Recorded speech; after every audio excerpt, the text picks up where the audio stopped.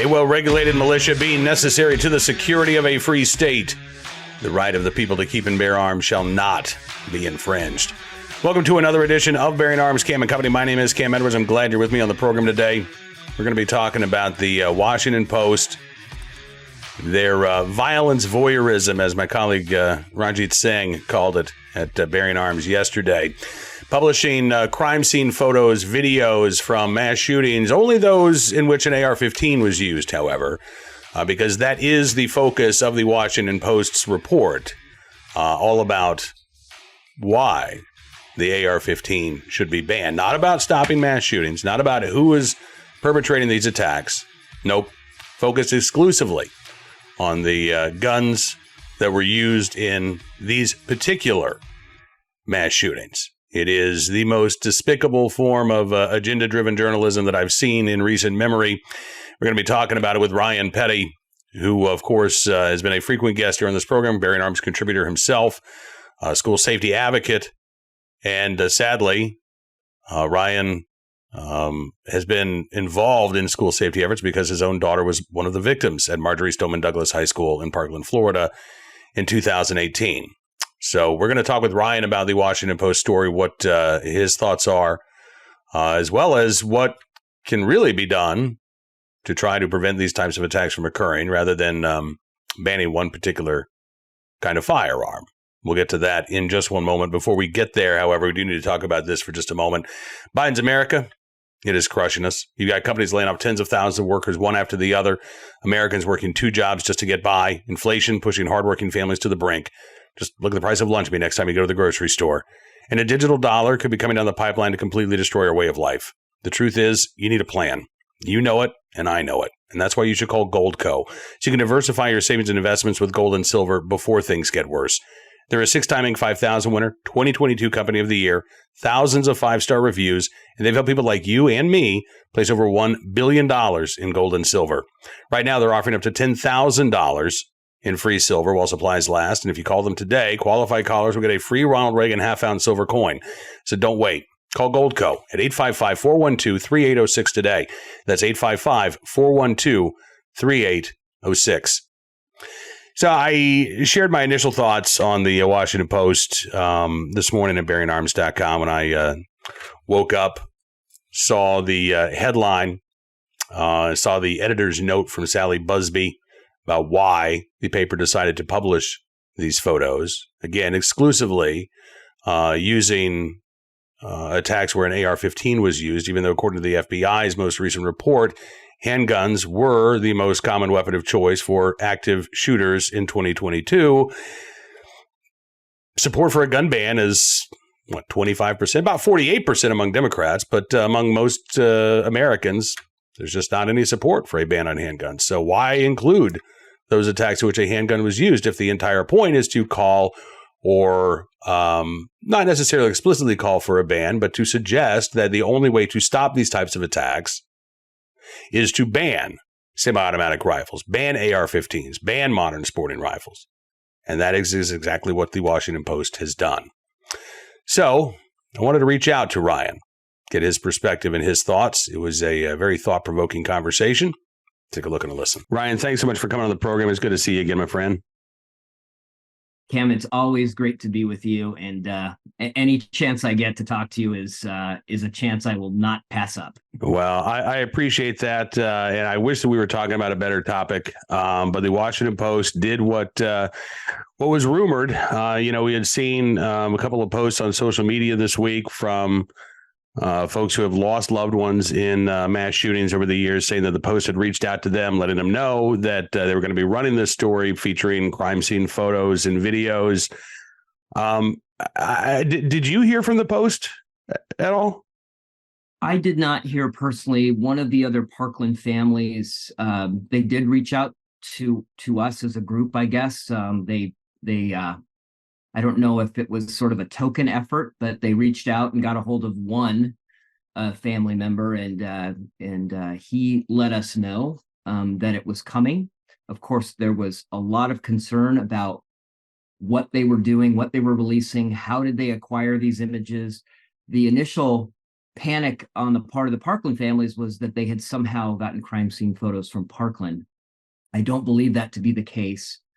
I haven't read the Washington Post article yet this morning, but my understanding is that other than a video from a student in Parkland, they don't have any crime scene photos. But one of the families is very distraught this morning because apparently their daughter, and I won't name her out of respect for them, was in that student video in Parkland. Sally Busby, who's the executive editor of the Washington Post, had basically a sidebar column trying to justify this story and the images and the videos that were used. And she said the reason for this is that, quote, most Americans have no way to understand the full scope of an AR-15's destructive power or the extent of the trauma inflicted on victims, survivors, and first responders when a shooter uses this weapon on people. So I want to ask you, Ryan, I mean, do you think that justifies what the Post has done here? It's pure gaslighting. I mean, what they're doing is they're trying to shock Americans and to paint modern sporting rifles in a bad light because they're rifles and they can kill in the wrong hands. But I've never seen the Post spend a weekend in Chicago to understand what lax enforcement laws look like and the toll that takes on hundreds of families every year in our major cities. Chicago's just a great example of that. Lives ruined, families destroyed, all because of gang violence and illegal firearms being carried by felons who are not dealt with in the criminal justice system. So why don't they spend some time in those cities and in those areas highlighting the real problem, the real driver of the statistics of quote unquote gun violence in America? No, rather they come here, they try to re-traumatize the victims' families, and all to make a point that they don't like modern sporting rifles and they don't think Americans should have them. It's disgusting behavior. One of the first things that I learned in journalism class was who, what, when, where, and why, right? That's what every story should answer, are those questions. And it seems to me like the Post is focused exclusively on what, right? What gun was used in these particular attacks, right? And if a handgun was used, well, they're just going to discard that shooting because it doesn't fit the narrative, right? So they are focused exclusively, as you say, on modern sporting rifles, on AR-15s. They actually, Busby says that when they did their public information request, when they filed their FOIA reports, they were looking specifically for attacks in which an AR-15 was the weapon of choice. One thing that I have come to know about you in our conversations over the years is that you are concerned about the who is perpetrating these attacks. How do we identify those individuals before they carry out these attacks? How do we get them the help that they need? How do we, remove them from society if necessary? And it seems to me like that is utterly missing from the Post reporting here. Again, as you say, it is exclusively focused on modern sporting rifles and the supposed need to ban them. They're very transparent, right? And I don't think the ideas generated in these newsrooms, these so-called newsrooms around the country, are actually original thought, original ideas. They're often ginned up during cocktail parties in DC, where these gun control groups say, hey, look, here's our next line of attack, and here's why, and here's what we're going to do. And whether they explicitly ask for support and aid from the media or not, they're ideologically aligned with the newsrooms and the editors. And so they go out and, to your point, cherry pick the what, cherry pick the target, and then go after that without trying to understand how these things developed, why they developed, what were the warning signs, what warning signs were missed. I mean, we've just got another unfortunate, tragic example in Maine where warning signs were missed. Look, these are often the irony of this whole thing is that the gun control groups and their allies in the media are advocates for more government control. And what we find is you peel back the layers, you understand there's a sick, evil person at the core of this, but often a series of predictable government failures to protect innocent lives. So the idea that we should disarm Americans or disallow Americans to protect themselves when we know unequivocally that government, despite some heroic and maybe best efforts, and I put our law enforcement teams sort of at the forefront of that, they're generally doing the right thing. But in Parkland, look, our sheriff's department failed repeatedly, 40 visits to the home of the killer, and they never once charged him with anything that would disqualify him from owning a weapon. The FBI was tipped on multiple occasions about this attack and this attacker, and they did nothing. So the idea that they put their faith in government to protect them, it sort of boggles the mind, to be honest with you, Cam. So, now more than ever, we have to fight for our rights to self-defense and to protect ourselves, and to do that with the tool that we choose. In a lot of cases, that's concealed carry and a handgun, but in other cases, it's a modern sporting rifle. And no American should be denied the right to own the tool that they choose, that they deem will protect them best, because in the best case, law enforcement 7 to 14 minutes away, and you are your own first responder, and you should never forget that. Absolutely. You've been very interested and focused on school safety, in particular, trying to stop these attacks in school. One of the things that I've noticed, and I don't know if this is just, anecdotal evidence, we're seeing more headlines like this, but Ryan, it seems to me like we were seeing a real increase in juvenile crime, and maybe just an increase in serious offenses, but it also seems like the offenders are getting younger. We've seen 12 and 13-year-olds arrested for carjacking. Had a 12-year-old who was shot in Washington, D.C. by his intended victim.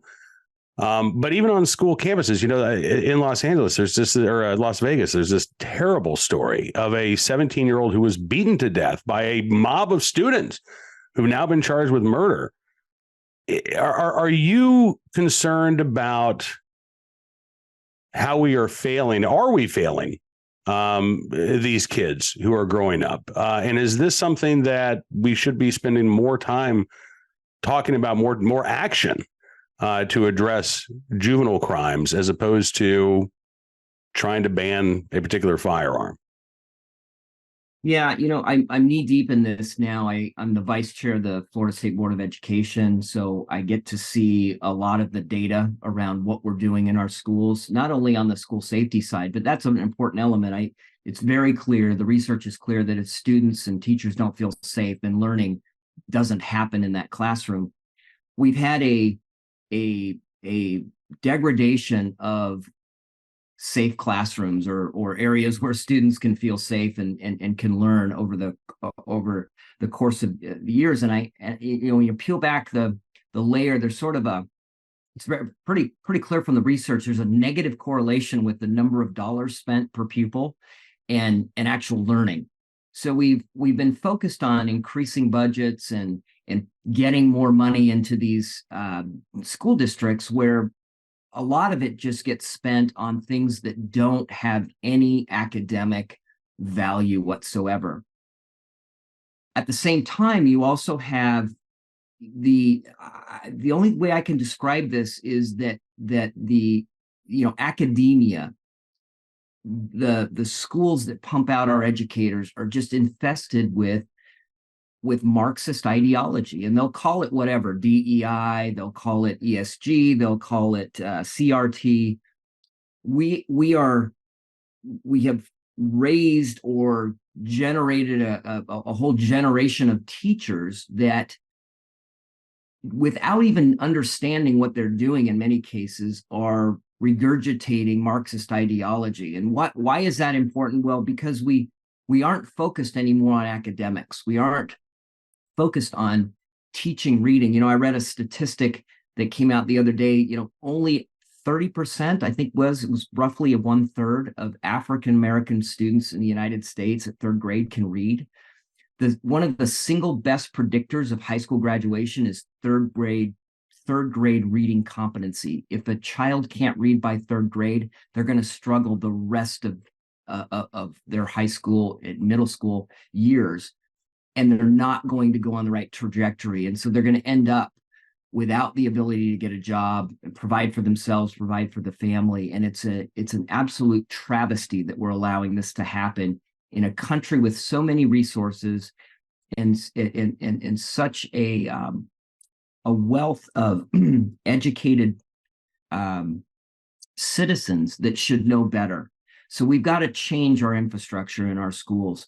The reason the Marxism is such an important part of this is because the focus is not on academics. The focus is on turning your kids into activists. And we see this time and time again. There was a report that came out the other day. I read through the topics. The teachers go through professional development, and these professional development topics were all Marxist related. They had nothing to do with reading comprehension, basic mathematics, history. We're not teaching our teachers how to teach these courses, and we've got to change course as a country because we're scaring our kids. We're telling them the world's about to end because of global warming, climate change, whatever. They see the news. Social media is like an amplifier to all of those things. So if they're feeling depressed or concerned about the world and whether they're going to inherit, a world that they want to live in, social media amplifies that.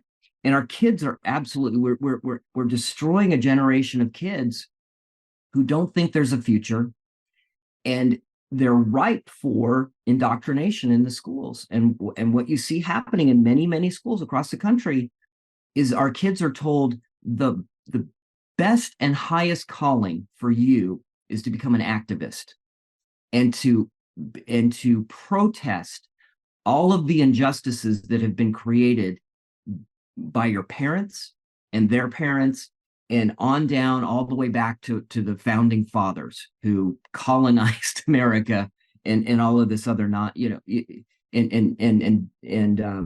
destroyed the indigenous populations and everything else. Like, we know there's a grain of truth to some of that, Cam, but at the end of the day, the American experiment is one of tremendous success.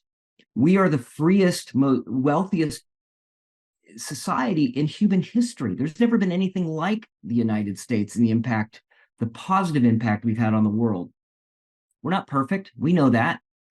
But our kids aren't even being told that and taught that. And so they're being taught that the world is a terrible place, and the only way they can change that is become an activist. So we're teaching generations of kids to become activists, and they're leaving school without any useful skills to help themselves develop and to help them, start a family and provide for a family, which is really at the core of this. We've seen a destruction over the last, let's say, 50 years, a destruction of the family. So if you want to trace all of this back, that destruction of the nuclear family in the United States has really been at the core of a lot of what's going on here.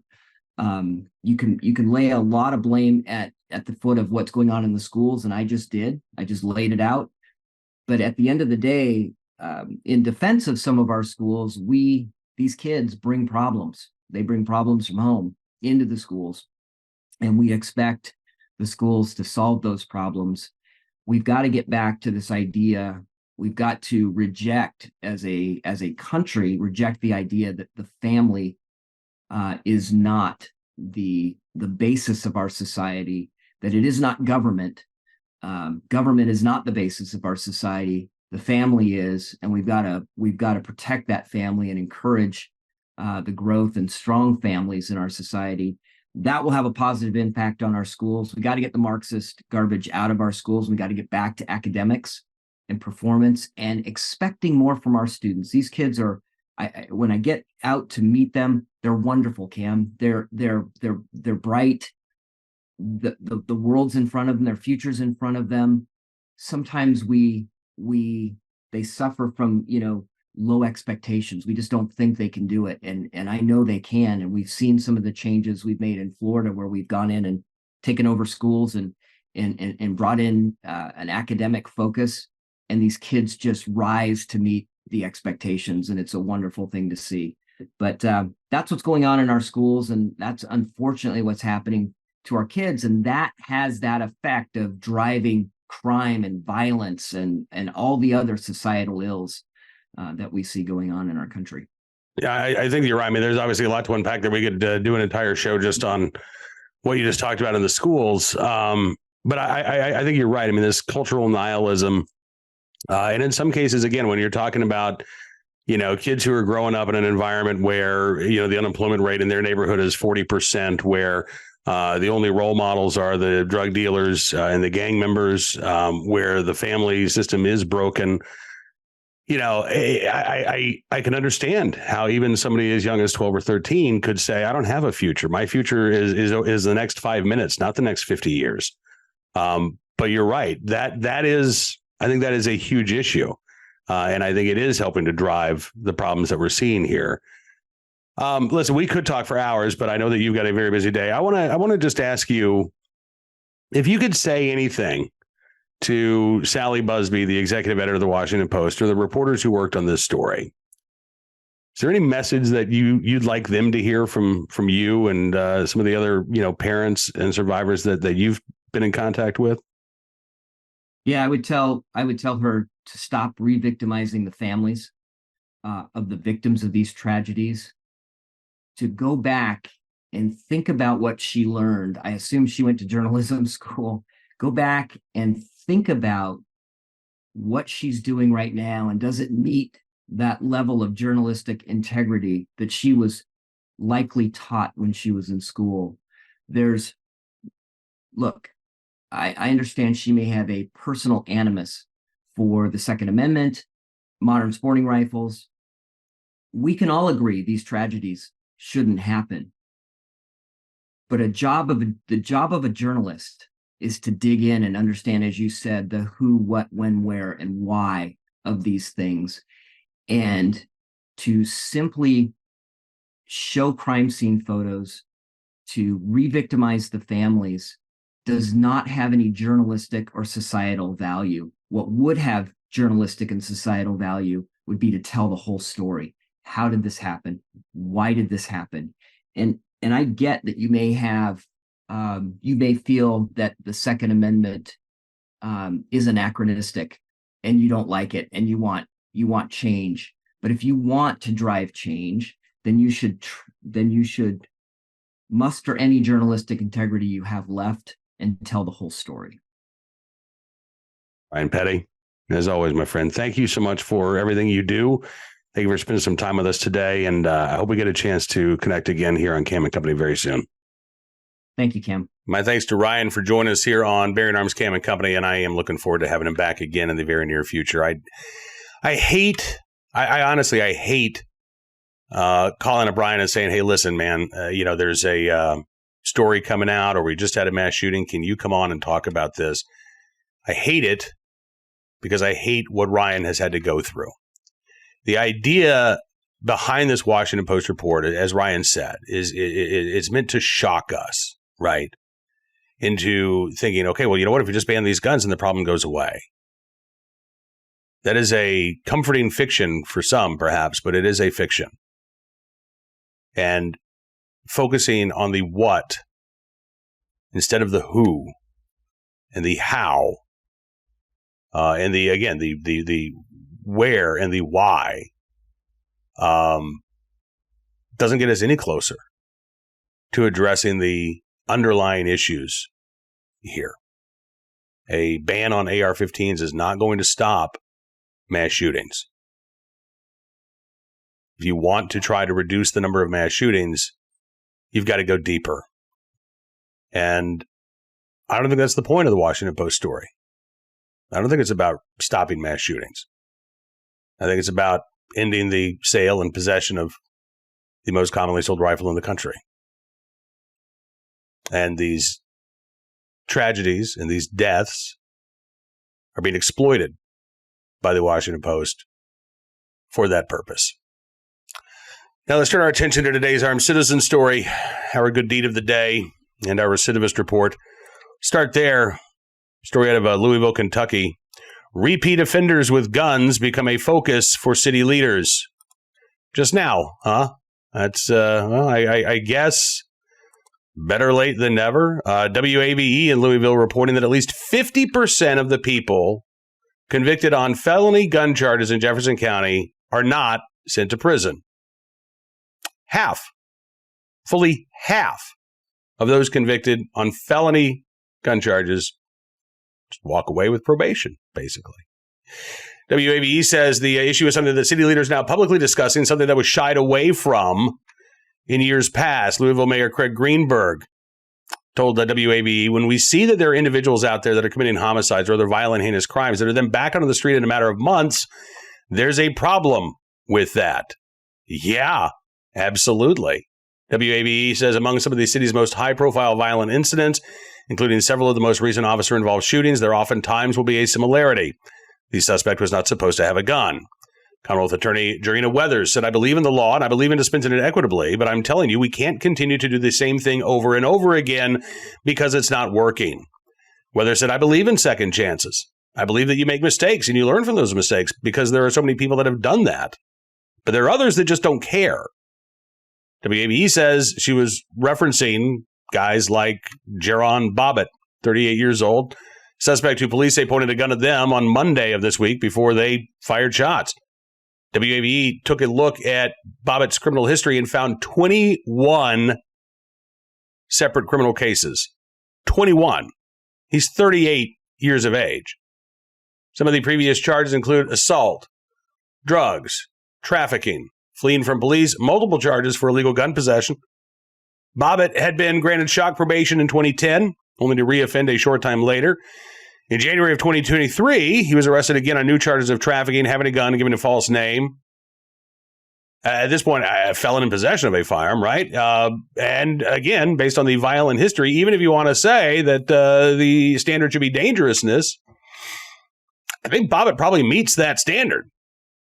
But he was granted home incarceration by a judge in lieu of a $10,000 bond. Same judge, by the way, who recently granted another suspect, Dominique Thompson, home incarceration before Louisville Metro Police Department officer Brandon Haley was shot. Thompson wasn't charged with the shooting, but he was arrested in connection to the number of guns found in a home that he was at, despite, again, his previous gun charges. Mayor Greenberg didn't want to talk about specific judges, but he did say when you look at stats like this and the data that far too many individuals who are already ensnared in the justice system are being killed themselves or are killing other people, there's a problem. Yeah. WABE took a look at some stats from the Administrative Office for the Courts for 2020, 2021, 2022. In district court, they found the first stop after an arrest, about 30% of gun possession charges were dismissed. From there, the charges that did proceed into circuit court, which deals only with felonies, about 70% were convicted. But of those 70%, about 40% were placed on probation, and only about half received incarceration. That includes, by the way, home detention. The 50% of individuals who were incarcerated, a number of them were incarcerated in their own homes. Maybe slap an ankle monitor on them. And that'll keep track of them, make sure that they're not out there committing more crimes, which doesn't actually work. Conservatively, WABE says the numbers indicate that at least half of those with gun charges walk out the doors. The police chief in Louisville says her officers are seeing these same offenders on the streets. She says, I hear it with a resounding loud voice, almost in unison. Law enforcement is just one piece of the puzzle, so I'm going to ensure that we're doing our part, but everybody has to do their part. A retired circuit court judge, current court administrator, McKay Chauvin, said that, listen, you can't look at just the crime stats alone. He says the fact that a person is charged with a firearm offense doesn't make him or her the same as every other person who's charged with a firearm offense. Judges don't, and we should not want them to, make decisions based on statistics or the category a person appearing before them appears to fall into. He said, no matter how smart, experienced, and well-intentioned a judge may be, there are going to be times when an individual who's placed on bond or probation does something terrible. While that possibility can and does keep judges awake at night, it can't keep them from placing people on bond or probation when, in their judgment, they should, as a matter of law, be on bond or probation. Well, that's true to an extent. The problem then becomes the judgment of the judges. Because if you have half of these individuals who are arrested for felony gun offenses, who are walking away without any incarceration whatsoever, and officers on the streets are seeing these same repeat offenders time and time again, so you've got this sort of rinse-repeat cycle, then clearly there is an issue, whether it's the judges not using good judgment, whether it is an over-reliance on probation or home detention because we want to avoid mass incarceration. Something is wrong here, and it doesn't get fixed until there are actual consequences for these violent crimes. All right, today's armed citizen story from Port Orange, Florida, where police say a homeowner fatally shot an intruder trying to force his way into a home. This early this morning, actually, so we don't have a ton of information here because this just happened a few hours ago. But according to the Daytona Beach News Journal, Port Orange police said that officers responded just after midnight, 12:05 a.m., to a home in reference to a burglary to an occupied dwelling. Police said during the incident, the homeowner fatally shot the intruder as that person was forcibly attempting to enter the residence. Police say the investigation is continuing. More details will be released at a later time. But again, sounds like the homeowner was the one who called 911, helped someone trying to break into my home before officers could arrive. The individual, again, tried to gain entry, and that is when the homeowner apparently fatally shot the intruder. So we'll keep our eyes open for any more information, again, about this developing defensive gun use there in Port Orange, Florida. Finally, today, our good deed of the day: in the right place at the right time, willing and able to do the right thing. A retired truck driver, Michael Moore, who was able to save the life of a 75-year-old woman, Elda Robinson, in Maryland the other day. He walked into a restaurant and found her lying on the floor, having been repeatedly stabbed and slashed with a knife. In fact, Moore actually saw the guy who allegedly did this. This was at Eddie Leonard's Carryout in Camp Springs, Maryland, which is in the D.C. area. He walked in to the store back on November the 1st, and a guy was running out the door as he's walking in, actually brushed by him. When Moore walked inside, he found Elda Robinson bleeding on the floor. She had been stabbed 9 times by the fleeing suspect, who stole her keys and then left in her car. She said, I was laying down on the ground. My throat was slit. There was blood coming out my mouth. Nobody was there to help me. And this person walks in and says, "Oh my gosh, you're bleeding." If it wasn't for this man, she said, I would be dead today. Michael Moore told her when they reunited this week, "I'm just glad I was there to help you. That's all. And I just wanted closure that lays heavy on my conscience." He said he called 911, used paper towels from the restaurant to apply pressure to Robinson's wounds and to stop the bleeding until paramedics arrived. She spent more than a week hospitalized in critical condition before she was released to her home to continue her recovery. Wounds to her throat, to her eye, to her face, to her chest, to her arms. Her son, Paul Becker, said, even in something as horrible as this, you just have to remind yourself how much there is to be thankful for. I'll use the word hero, referring to Michael Moore. Police arrested a 30-year-old James Minor in relation to the attack. Right now, he's charged with first and second-degree attempted murder, robbery, auto theft, other related charges. No word on whether or not he, too, has a previous criminal history. Police say they don't know a motive for the attack right now, other than perhaps, again, just trying to steal her belongings and willing to rob her of her very life, I guess, in the process. But that didn't happen. Elda Robinson is still here today. Thanks, I wouldn't even say in large part, just simply thanks to the fact that Michael Moore was in the right place at the right time and willing and able to do the right thing for a stranger in need. So, Mr. Moore, we thank you for your very good deed. Now, that is all the time we've got for you on this edition of Bearing Arms Cam & Company. I want to thank you for being a part of the program as always.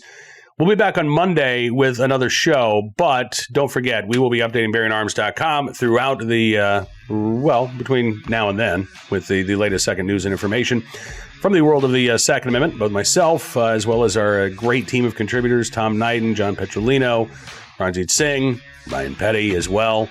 So I'd encourage you to check out BearingArms.com. If you like what you see, I'd also encourage you to become a VIP or VIP Gold member. All you have to do, go to BearingArms.com/subscribe, use the promo code GUNRIGHTS. You can get a significant savings on your VIP membership. As our way of saying thanks for showing your support, we're going to give you exclusive content you won't find anywhere else. News stories, analysis, opinions that matter. Just like your backing. So thank you again. All right. We'll see you back here soon. Until then, be well, be safe, and be free.